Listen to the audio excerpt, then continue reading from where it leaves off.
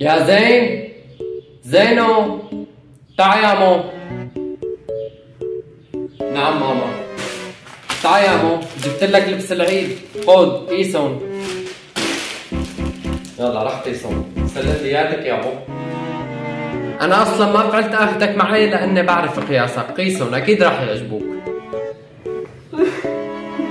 ليش ما أخذتيني معك؟ الكبار كتير كتير كتير.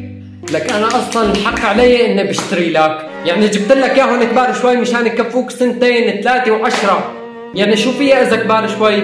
عادي بكرة على الغسيل بيضيقوا شوي وإلا ما تصح يا ابني، اقطع عمرك 50 كيلو، لكن إذا بعيش 100 سنة بكفوني، فكرتيني يعني ايش قد رح أسمن، يعني كل وزني 50 كيلو أمي، مشان الله رجعيهم، والله مو حلوات.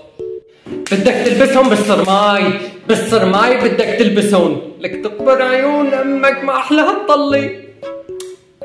يا الله يا الله يا الله.